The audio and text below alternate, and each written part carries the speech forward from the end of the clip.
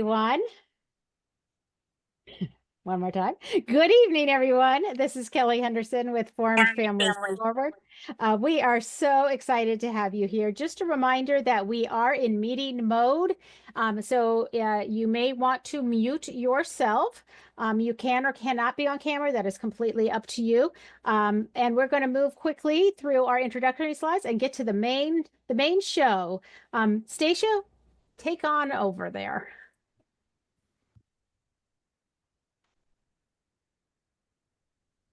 Sorry, I was just putting in the link to where you can access the webinar slides for this evening that Dr. Monique Lilakos has provided for us.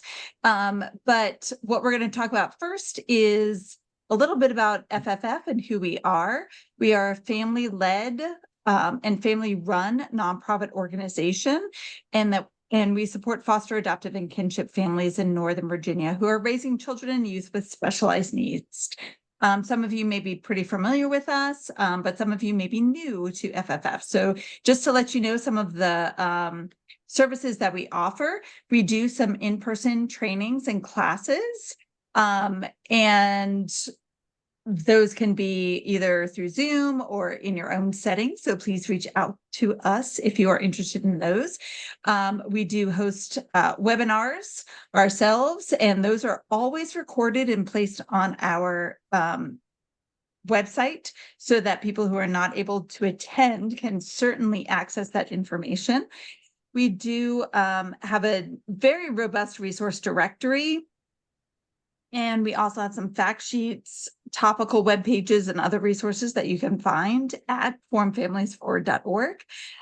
We do direct consultations with families. So if you reach out to us, we can either meet with you in person, on the phone, or over Zoom if you have particular issues that you want to discuss with us related to access to resources for your children. And then we help connect those families to resources. We also offer some support groups and some youth and parenting courses. And as we move on, there you go.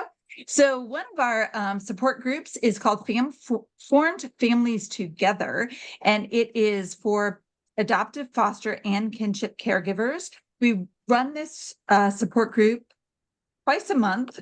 The first time is virtual on the first Sunday of each month from 7:30 to 9. And then we are in person the third Wednesday of every month from 7 to 8:30 in our office location in Fairfax. This is led by the amazing Melissa Levling, who's actually on with us right now. She is our staff member. She's our outreach coordinator, and she is trained as a peer group facilitator, has a lot of living experience that she brings to the table, and it's a fantastic group. When you register for this, and Kelly's going to drop that, I believe, in the chat, the registration link, you do not have to attend both virtual and in person. If one is better for you than the other, that is perfectly fine. We send you reminders for both, and just show up as you can. And I will not be dropping things in the chat, but sorry. Stacia will. That's okay. I will be dropping that in there at some point in the future. No worries. Right here. I can certainly multitask. Okay, the other support group we have is the kinship support group, and this is specifically for kinship caregivers. So if you are on here raising a child that is either a kin relative or a fictive kin, this is a great group for you. We meet twice a month as well, virtually the first Thursdays of the month, and in person the third Thursdays. With this group in particular, we do provide for the in-person meetings, childcare, and dinner, because we have a contract with Fairfax County that helps support this group. It is clinician-led. And we meet at different locations in Fairfax County, typically at some of the community centers. So if you would like to register for that group, I will drop that in the chat right now.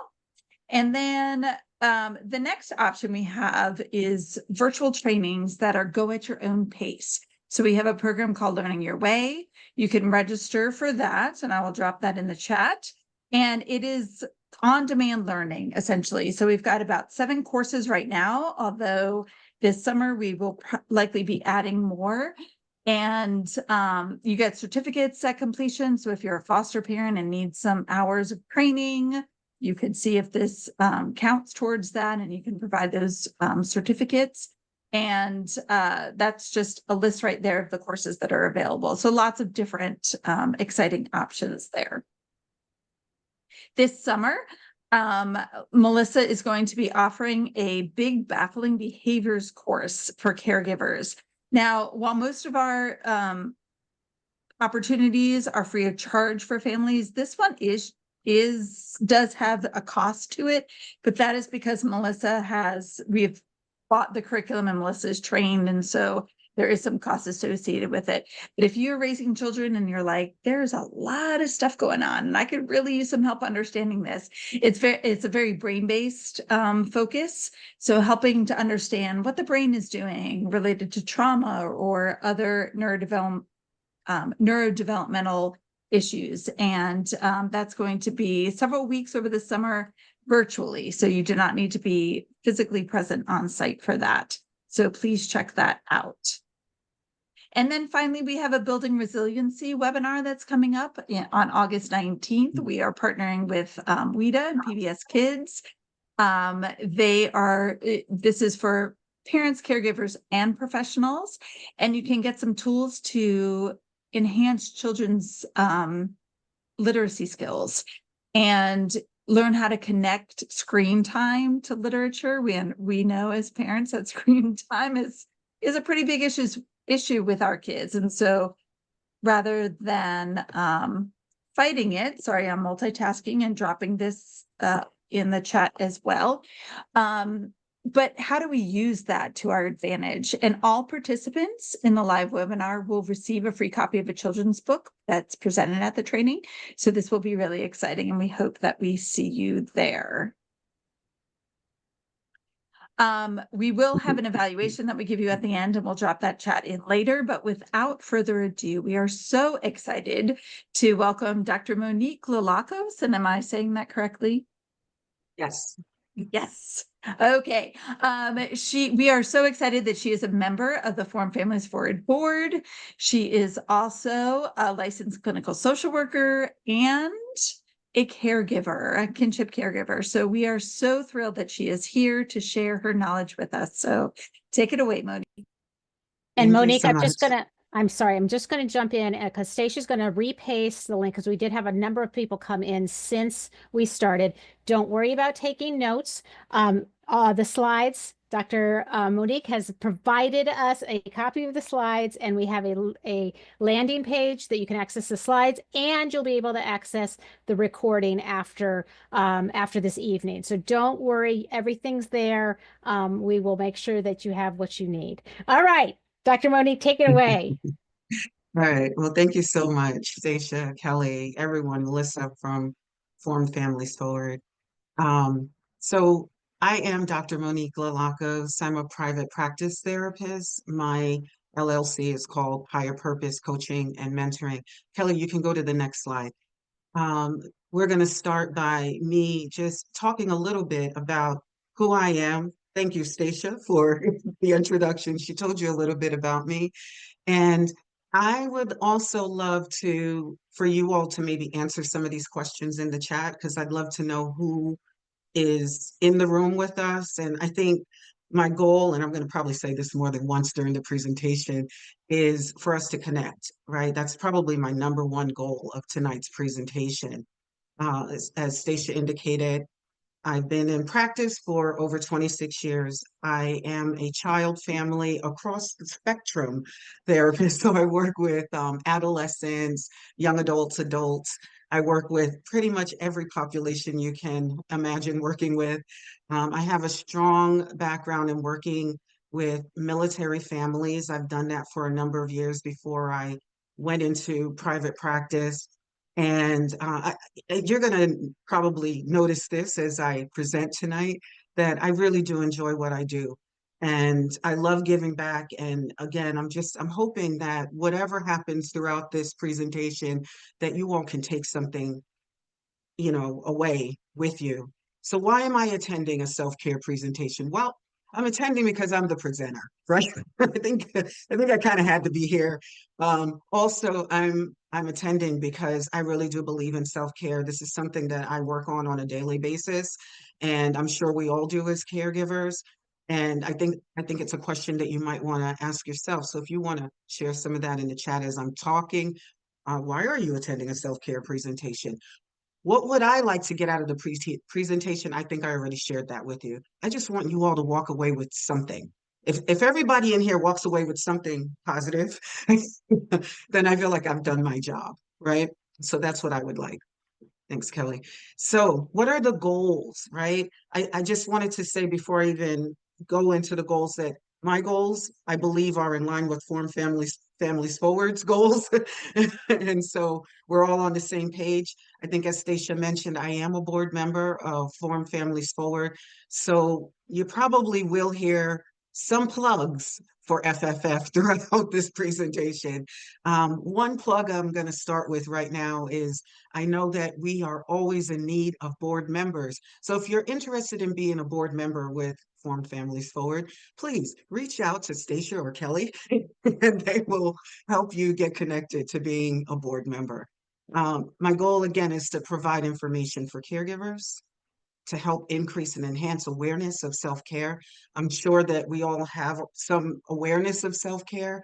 I think one thing that I really want to drive home today is because we are caregivers, the majority of us, I'm imagining, that are attending this, I think it's easy for us to forget little things that we can do to self-care. So I'm hoping that we can maybe talk a little bit about that. Identify the benefits of self-care and self-regulation for communicating and problem solving with school and other community partners. I am going to talk a little bit more in depth about this. I cannot talk about self-care without talking about myself and my experience being a grandparent caregiver. So you're also going to have to sit through my story as as I share with you all. I'm going to hopefully provide some good examples of different types of self-care. There's going to come a point where I'm going to ask you to provide some examples in the chat, please, because again, we're sharing with each other, and my goal is to provide a platform for caregivers to connect. So I just told you, you're going to hear a little bit about my story. So this this one picture probably has followed me throughout many presentations, including when I defended my dissertation, because my dissertation was the implication of grandparent caregivers raising grandchildren on the autism spectrum. It's a story that's near and dear to my heart because it's my story. And I have raised my grandson. I continue to raise my grandson. I've raised him since he's a baby. He's now 19. This picture, this one picture for me, tells a story of love, connection, challenges, weeding through the, trying to get through the weeds of life. Somebody needs to be muted. Thank you. Yeah. And I always include it because even yesterday I was like kind of going through the slides and I got so emotional just looking at this picture because it reminded me of all the ups and downs, ins and outs that me and my grandson have gone through and the love that was behind everything. And that's what got us through. Also taking care of myself and learning to do that. Next. Right. So why do we need to talk about self-care? I'm just going to give you a few statistics. I will not bombard you. And I think that all of these statistics should be relevant to the people that are in the room. So kinship caregivers, there are several caregivers that are raising children. Approximately 2.65 million children in the US are being raised by a family member or family friend, right? And those families are called kinship caregivers. Kinship caregivers, they can be grandparent caregivers like myself, great grandparents, cousins, aunts, uncles, siblings, godparents, and definitely friends. And it's so funny. I was sharing with somebody yesterday that I was going to be doing this presentation. Friend of mine didn't even know that they were raised by a kinship caregiver. So, there are so many of us out there And I think the number itself, the 2.6 million children, kind of speaks to why we might need to be talking about self-care tonight. Next slide. And then there's like approximately 140,000 children that are living with an adoptive family in the United States. And 391,000 children are in foster care homes. And of course, those foster care homes are being overseen by caregivers. So these numbers kind of like outline maybe why we might be talking about caregivers and self-care, because we are doing the work of raising children from many different environments. And when we're raising children in and of itself can be stressful. When you're raising foster, adoptive, kinship children, it can come with other challenges, as we well know. So I was just curious before I go on, what were some of the things that people were saying they wanted to get out of this, Kelly? So I'm going to let Stacia answer that. When I'm sharing, I can't unfortunately see Okay, things. you So I'm told going me to that. ask if that's okay. That's all right. Stacia, did we get any responses to that question? I just didn't want to go on No, no, if, no. if That's great. Pausing's good. Sorry, I am also trying to chat in because I appreciate Dr. Lilakos talking about joining the board. So I was just getting that into the, we did not get any, oh, wait a minute. A couple of people have messaged about taking on too much, having trouble saying no, not being able to balance what I need to do for myself, right? Putting 100% into building my foster daughter and just needing to know it's okay to do something for myself. So these are, one more, hold on. To learn about how best to take care of me while taking care of others. right, all Having great adopted things. children who have many challenges. Yeah, yeah. Thank you. Thank you so much. Okay. Next slide. Yes. So more about caregivers, kinship foster and adoptive caregivers may have significant challenges. We just talked about that. Stacia just mentioned some of the things that you all put in the chat, right? So we may have different challenges raising children, such as children's attachment issues, um, physical and mental disabilities, financial challenges, stress, education, special needs. I will talk a little bit more about that. And feelings of loss due to issues related to biological parents. I put that in particularly for anybody that may be a kinship or other caregiver where the biological parent may or may not still be in the picture. and and just some of the challenges that come along with that and how us as caregivers can like take on a lot of guilt and other things as a result of, trying to balance that thing. Moreover, caregivers may have challenges accessing community supports for themselves and the children that they're raising. Supports such as mental health supports, school supports, financial supports, other community supports. There are so many respite, that which is a big thing, and even medical support for their kids. So all of these are reasons why it's important for us to talk about self-care because we are doing a lot. Next slide. So I said I'd talk a little bit about caregivers with special needs children. And so, if a child has special needs, caregivers may be juggling appointments with mental health providers, OT, PT, psychiatrists, specialists, different types of specialists, whether it's asthma or ophthalmology or allergy or whatever it is, caregivers may have those challenges. I said you're going to hear a little bit about me, and for me, I told you I raised my grandson since he's a baby. He was born. His mom was with us for about 6 months and then left, and so from 9 months on, I was raising him on my own, and he was nonverbal. And I noticed he was not meeting developmental needs on time. And I was, I was like watching. And then I tried to get him in preschool when he was about a year old or a little over a year old. And the preschool teachers were like, you two have a very special language and you two understand each other and we don't understand a word that he's saying, right? So they kind of said, well, keep him. However, you have to get early intervention. One of the best referrals that they could have told me to make.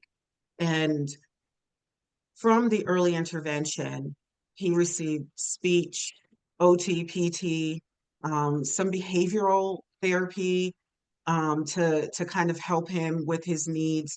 And we finally got him to form words. You'd never know that he was not verbal these days because, he's a very intelligent, very, very intelligent child. However, throughout his life, we have had many therapists because of his speech. He was eventually diagnosed with ADHD and then autism. With that comes a lot of behavioral challenges, mental health challenges, depression, anxiety, and we've been battling some of those things throughout his life, throughout the 19 years that he's been alive. I will say that at one point, as a caregiver, I had different therapists in my life 7 days a week. I can't even believe that I went through that when I look back at it. However, it's what I had to do for my child. And I know as caregivers, we each have our own unique story to tell and about our kids, about their needs, about how we will give anything for them, and how sometimes we forget to take care of ourselves as a result of. And I will tell you, I'm guilty of that.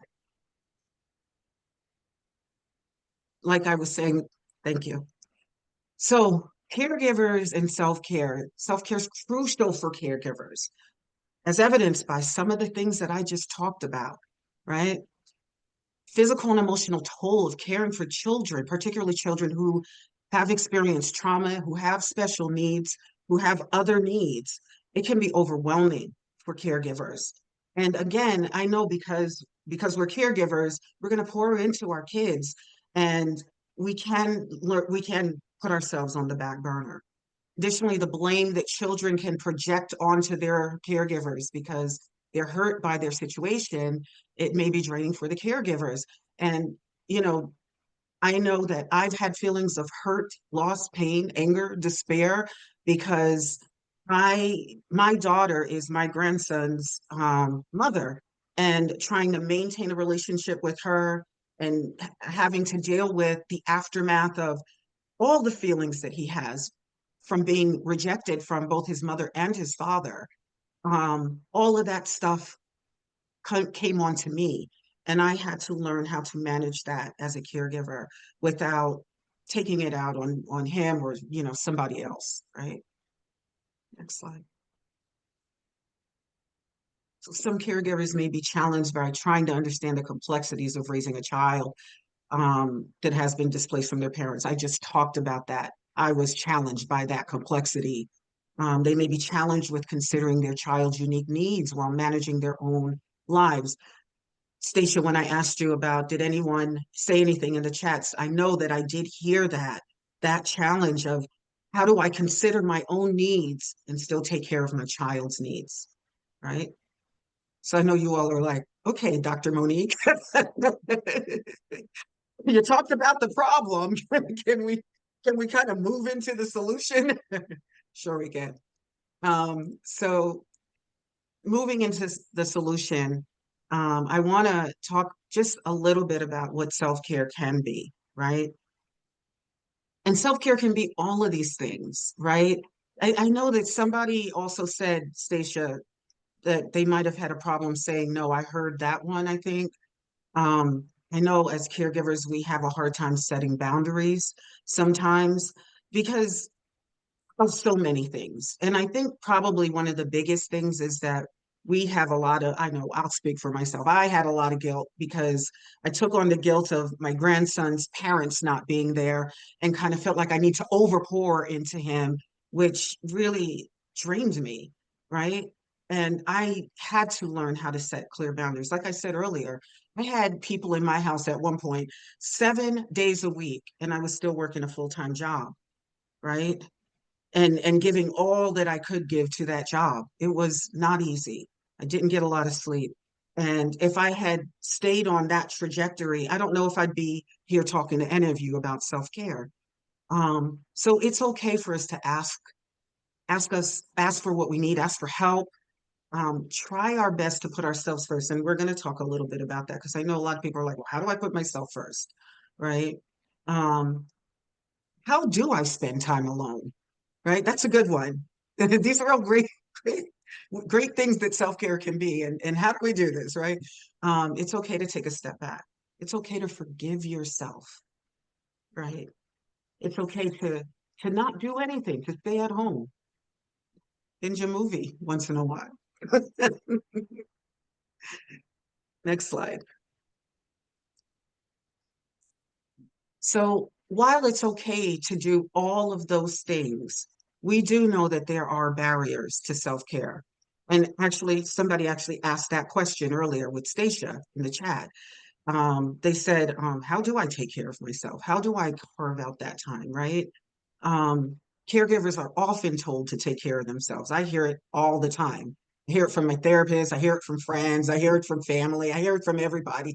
And it's a nice little saying to say, take care of yourself, right?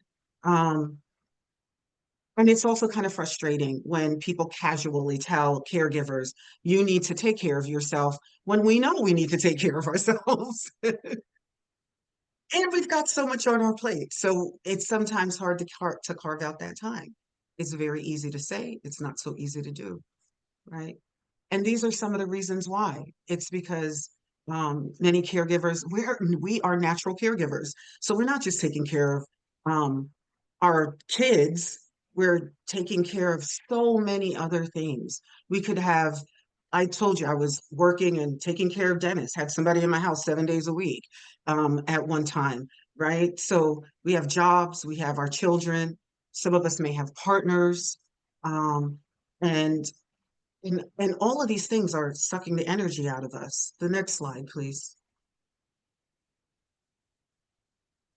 And many caregivers, many of us want to be there for other people, right? So we have the jobs, the family, the this. Some of us want to volunteer at schools. I want to sit on a board at Form Families Forward, right? So I want to give a little extra there, right? Um, some of us are doing so many other things. And you know, one thing that I will say on the opposite end of the spectrum, something that I didn't anticipate doing down the road, I also am a caregiver for my mother. And I had to learn how to set those proper boundaries with her. It was trying to convince sisters and siblings that she needed to be in a nursing home, which is something that we did end up doing. And we needed to like delegate certain tasks and the like, which we did eventually do. And it took time. So caregiving at both ends of the spectrum could be, you know, really challenging for caregivers. I am wondering, as I'm talking about all of the things that caregivers are involved in, I'm wondering what you all are involved in. Put it in the chat. Share because I know that I'm not alone. And one of the reasons why I wanted to do this presentation today was not just to remind you all that are in the group that you're not alone. I wanted to remind myself that I'm not alone either, right? So let me know when you have something, Stacia.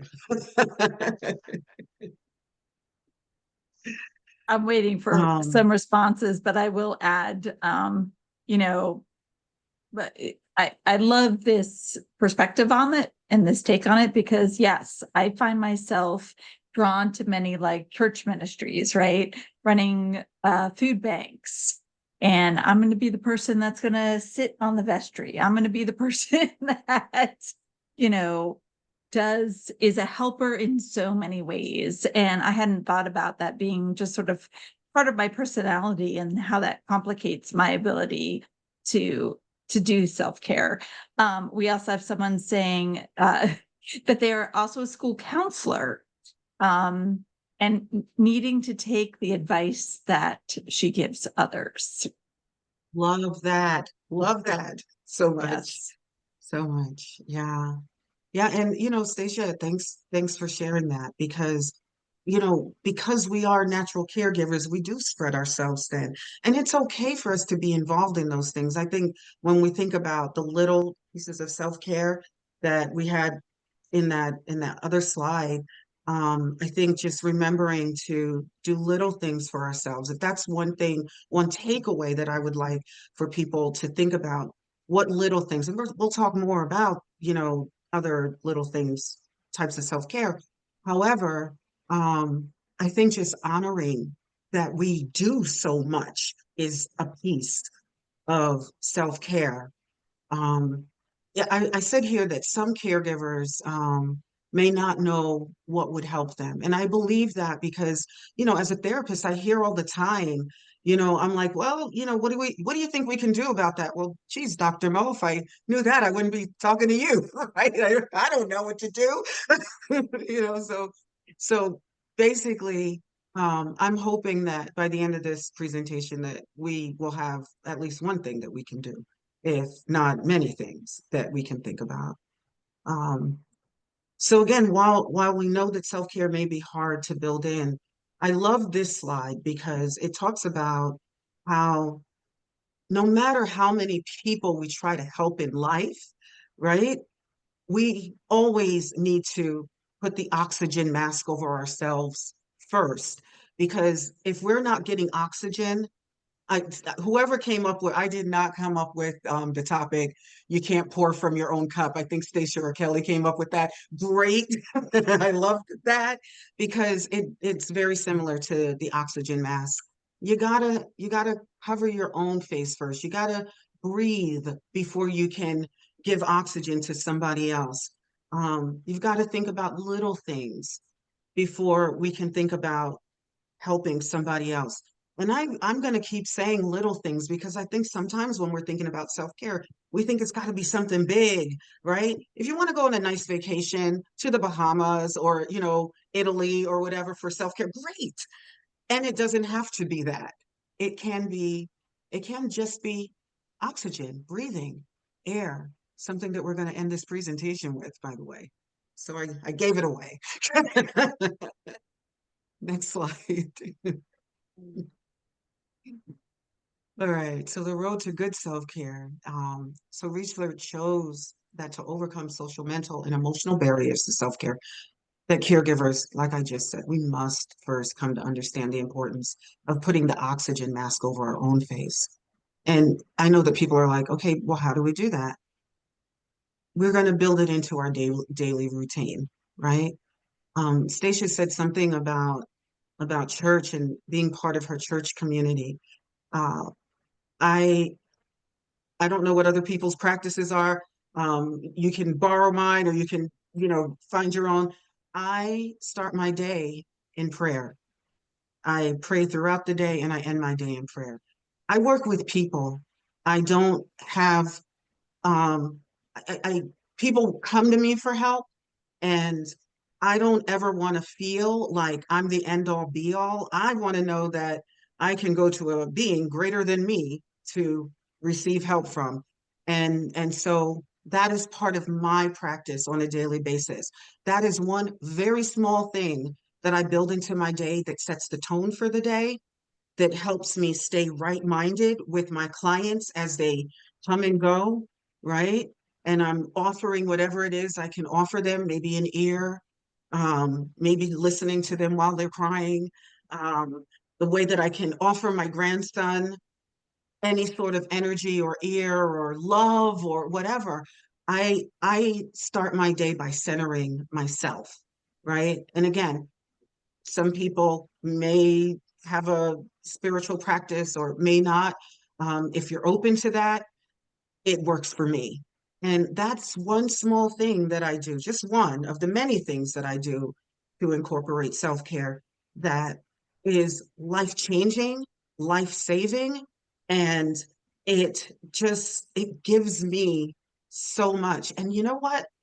I think it gives my clients so much because they get so much more of me when I know that I don't have to take this on myself, that God hears them too. So So that, that's that. That's one way. Just going back 1 second, Kelly. Thanks. Yeah. I wanted to say this too, that I want you to try to build in that belief of being worthy, right? And believe that happiness and well-being are essential for good self-care. How do I do that? I'll share what I tell my clients. Um, Many of my clients, I have them write out little mantras for themselves throughout the day or put them around their house. Like in the morning, they may have like stickies on their mirror while they're putting on their makeup or, or brushing their teeth or whatever. Little sayings like, I am worthy. That's simple. It's amazing what a mantra can do for you. And that is self-care because you're reminding yourself just a little small saying that you are worthy of being taken care of. You are worthy of taking a small amount of time to pour into you. Next slide, Kelly. Thanks. All right. And then, so you all asked earlier, what are some of the ways that I can build in? That's one way. I think your self-talk is probably one of the biggest things that you can do, right? It's what I have all of my clients working on pretty much. Um, Being mindful of what we're telling ourselves, you know, not calling ourselves stupid or short-sighted or any other thing that is not who you are, a part of who you are. You are worthy, you are beautiful, you are kind. You can take time. I can take time for myself. What a nice mantra. I can take 5 minutes for myself, right? When you start to tell yourselves those things, whether you believe it or not in the beginning, you will begin to believe it down the road, right? Because what do they say about habits? Like they say, it takes 21 days to change a habit. Try saying a positive mantra for 21 days straight, and I bet your whole mindset will change about that thing, that situation, about you, who you are, right? Here are some other things, some other areas that we might think of. We might think of personal self-care. And what goes into personal self-care? I'm not going to name all of these things, but personal hobbies, um, knowing yourself. Try to think about space. Like space is so important. I take the time and the space in the morning to take care of me, and then I am able to pour into other people, right? I can't pour from an empty cup. So I take time to pour into me first, and then I go and I pour into other people. And that feels so right for me. Um, People might not think of financial self-care and work self-care, and these are areas that we might want to think about. How can I build self-care into my work? My my prayer life pours into every one of these areas because I start my day one way and it helps me financially, helps me earn money, right? Financial, right? Helps me at my job, right? It helps me to create a safe space for me. And it's taking care of my spiritual needs personally, right? These are some other areas. I'm going to start to read through them. As I'm reading through them, I want you all to tell me, which practices do you engage in when it comes to self-care? Put it in the chat.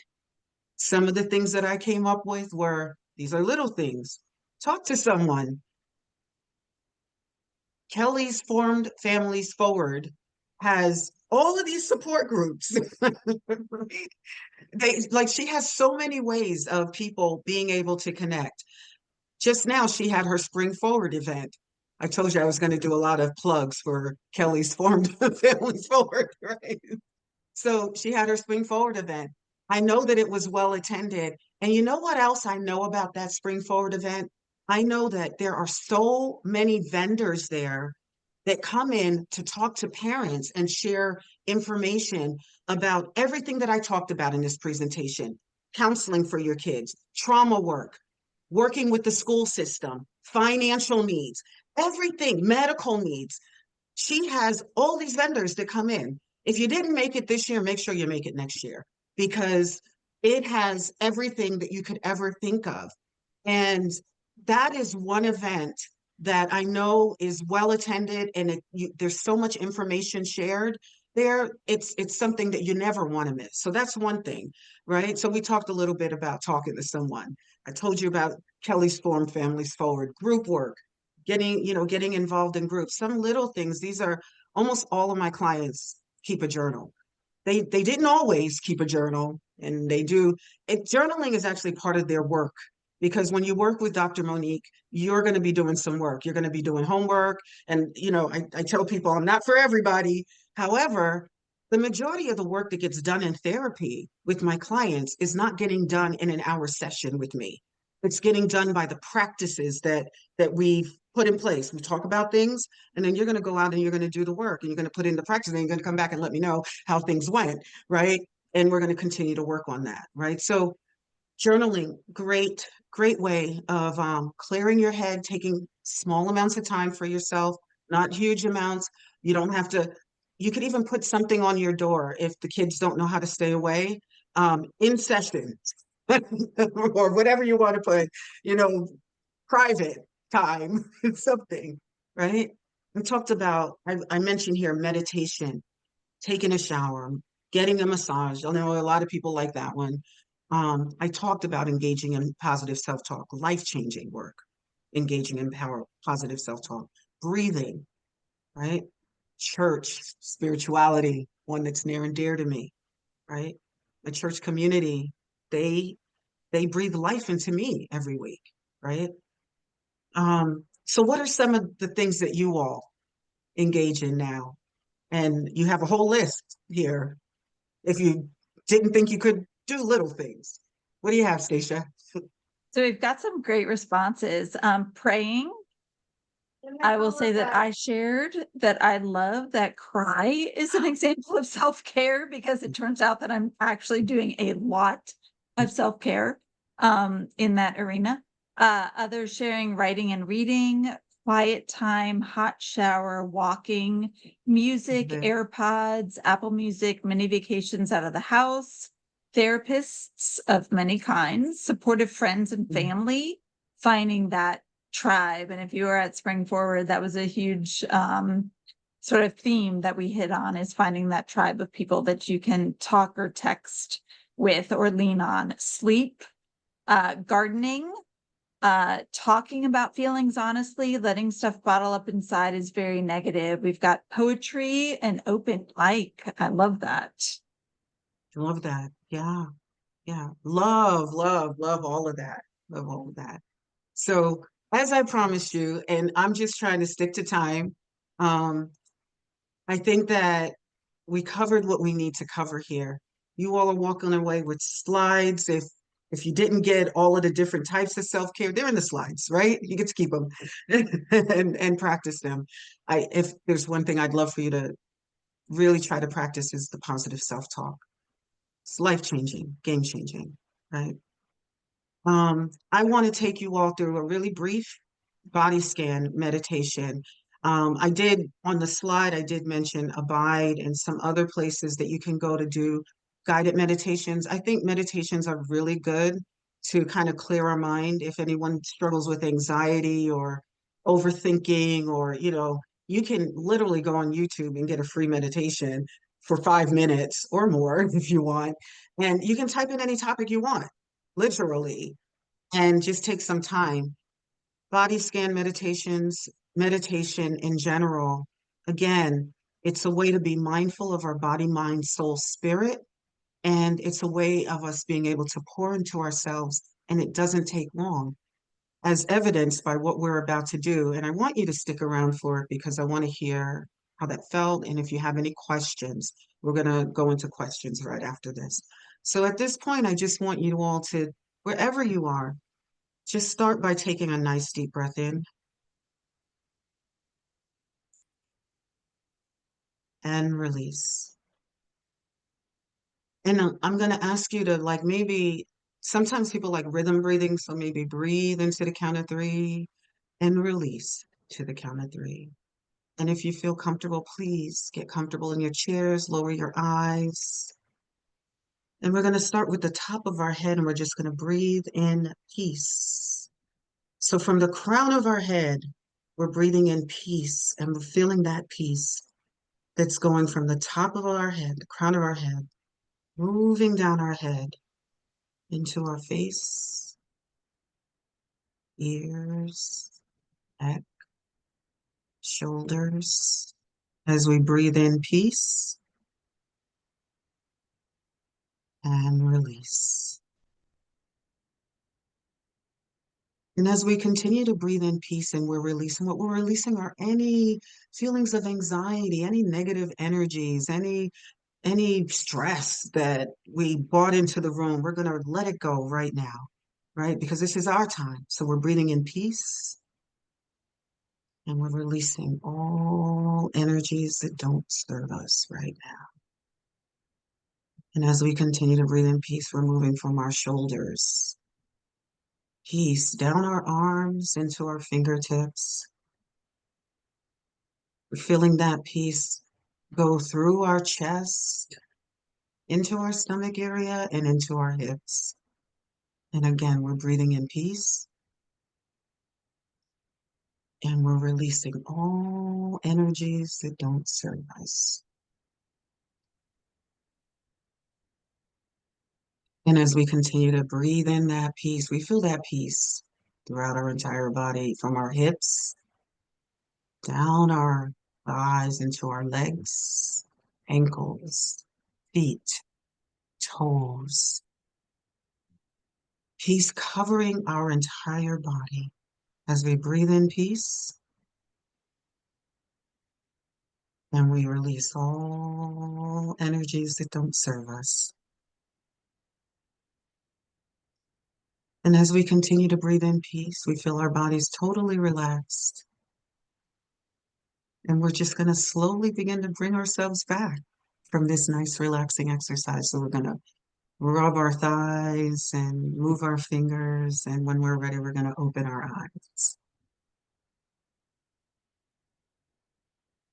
Now that did not take long at all, did it? Any one of us can take a minute or two to just breathe. And I think breathing is probably one of the most important things that we do to try to build in some self-care for us. Right. I'm Dr. Monique Lilakos. I am so happy we had time together. Please let me know if there are any questions. I think Stacia is going to be fielding them through the chat. Yes, I will, but please feel free to unmute and just ask your questions. I'm going to go ahead and stop the recording right now.